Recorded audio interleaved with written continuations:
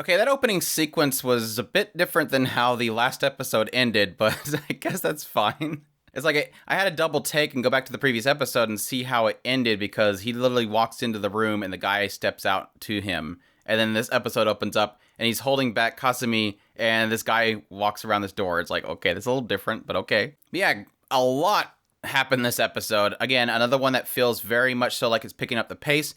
I didn't feel like it was high paced, so that's fine. But apparently this guy that ends up being Makoto's dad is the Imperial Ministry of Intelligence Second Foreign Affairs Division, and he is apparently looking into Shirogane, and it seems like also some information that is obviously coming out of this particular location. As you know, the different things that Shirogane has asked Yuko to do is, I guess, finally raising some eyebrows. They're trying to figure out, okay, who made this call out for this HSSST thing? Okay, who made this call out for this particular location, the beta we're going to land in? Yes, again, all this kind of future seeing is starting to bring up questions in their particular intelligence, I guess. Because obviously, if there's something that's helping us, we need to make sure that we shut it down.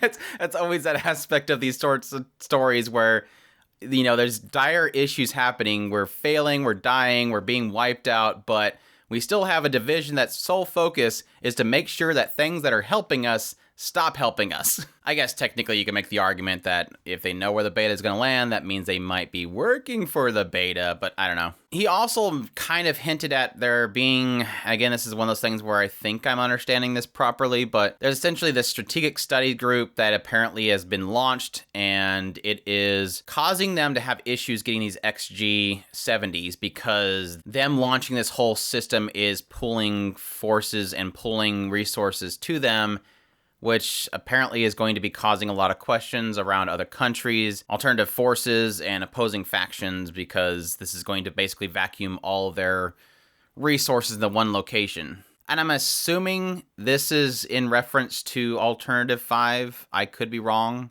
I thought Alternative 5 was them specifically leaving, so I don't know necessarily that they need all their resources. This is where we get into apparently this connection that Shirogane has with the previous world. So apparently all these dreams he's been having of Sumika is in relation to his, I guess, dream state connecting his brain or his mind to the previous world. So every time that he goes to sleep, he is essentially, his mind is going to this other world, and then when he wakes up, his mind comes back to the world.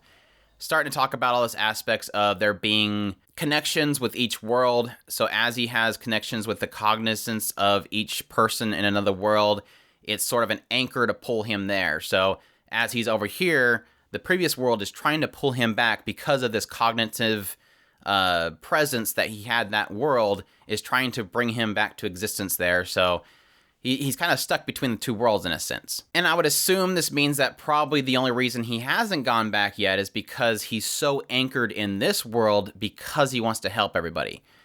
Which is kind of odd because we've kind of mentioned previously that he only recently got to a point where he is determined to help them. Like that was in, I think, the first or second episode. Yuko specifically says, hey, look, at what point did you go from wanting to go back home to actually wanting to help this world? And so that assumes that at some point he didn't have that connection here, but yet he does have it now. So it makes sense now, but it doesn't make sense before. So maybe I'm just misunderstanding that. But either way, because he has this connection to the previous world, because he's anchored there, and because his mind technically wants to go back, or the world wants to pull him back, Yuko throws together this machine that allows him to essentially teleport back to the previous world.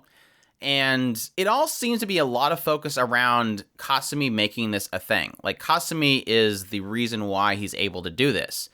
She's doing something over on the side, something that requires a lot of focus for him to be able to do it.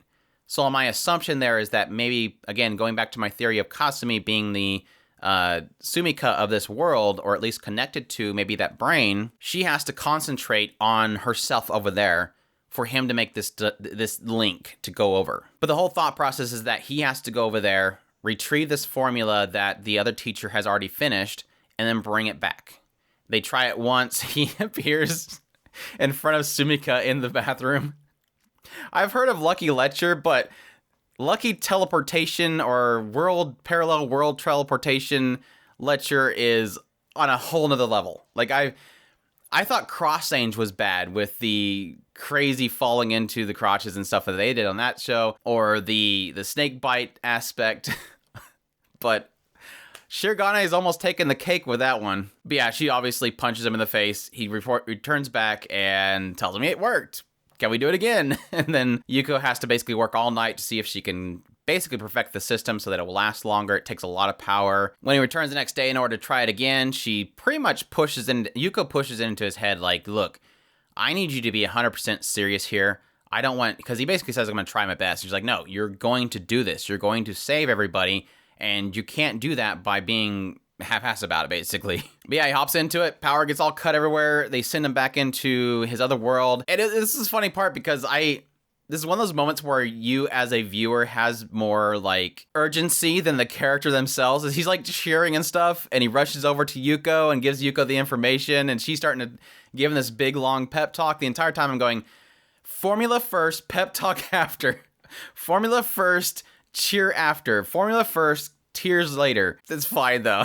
Yeah, he goes to Yuko, gives her the information. She's like, wow, okay, so the whole aspect of quantum causality theory stuff is right. So great. She's super happy about this. And then, yeah, she gives him this big, long pep talk about bearing the weight of responsibility and doing what he needs to do in order to save other people. Acknowledges the fact that he's essentially been there, from what he gathers, probably 3 years. So obviously this has changed him. Seems like she's pretty proud of what he's gone through and what he's doing. But she said, 3 days is going to take to put together this formula for you, so we'll see you then. And she asked for him for a salute to see if it's really true, and yeah. Now, that's my question here, because it seemed like it's going to take 3 days. And so I'm assuming he's going to go back to his world for 3 days and then come back to get the formula. Because if it turns into a thing where he just kind of hangs out there for 3 days, I'm going to throw something. Because she does mention the idea of, you would like to go see everybody else. You would like to go see the others, right? And he's like, yeah, I would like to. And then she says 3 days and he goes out there. So it's like, okay, Yuko pointed out specifically, and the other Yuko pointed out specifically, don't interact with anybody. So if it cuts to the next episode and he starts hanging out with everybody in the other world, I'll like it because I think that's cool to get that perspective of his previous world, but he's not supposed to interact with anybody. So I'm assuming he's just going to go back to the other world and hang out there for 3 days and then come back to get the report or to get the formula. Yeah, I did forget to mention it, but yeah, technically he did hang out with Kasumi for a little bit. She wanted some sort of connection between the two of them. Again, I think that's more of the anchor aspect. Having Kasumi hang out with him for a while would cause some sort of connection between the two of them, allowing her to make that connection to the other world and also possibly anchor him in the current world, which, like I said, I think the anchor still is technically everybody that he wants to save. So I don't necessarily think that he needs to establish that with Kasumi. So I think it's probably more the aspect of the connection between the two worlds, which again, I'm assuming is Sumika and Kasumi being connected. So yeah, having her try to feed him stuff at lunch and everybody getting jealous and everything like that was funny. So I think the only thing that I really didn't follow, and again, this is another thing that if people think that it should have been explained and I missed it, or if it's something later, is the whole aspect behind the strategic study group and how they were talking about essentially them taking action would create some sort of political and military group that would vacuum all resources to Japan, and then that would create some sort of question from neighboring countries about them. Which again, I don't think is Alternative 5, because they've specifically said Alternative 5 is the leaving of Earth. So what exactly is that group? And if it's something I'm going to get into later, I guess we'll see. But the other thing I don't necessarily have an answer for yet, and this is one I'm assuming we'll get an answer for eventually, is we had Ayamane, I think it was Ayamane, was getting a letter from somebody, which almost looks like he was dressed like Mikoto's dad, but I don't see Mikoto seeing them and not acknowledging that dad's there. Which I guess of all the characters, Ayamane is like the only character we really haven't gone into yet. I mean, we've had some great moments with each one of the characters. We've had a lot of connections with them and their parents being like their developments. But Ayamine is probably the only one that we haven't. I guess technically class rep too. So I don't know. We'll see if that comes into something. Maybe she's going to be turned out to be a traitor or something. I doubt it. But I would like to get more of her because she seems pretty cool. I will admit the Yuko of the other world was pretty awesome. I love that little scene with that little pep talk that she gave. As much as I was going, hey, formula first, pep talk later. She was really cool, though. But that's my thoughts on this episode 6 of Muv-Luv Alternative. I hope you guys enjoyed my video. If you did, leave a like down below. Comment, let me know what you thought of the episode.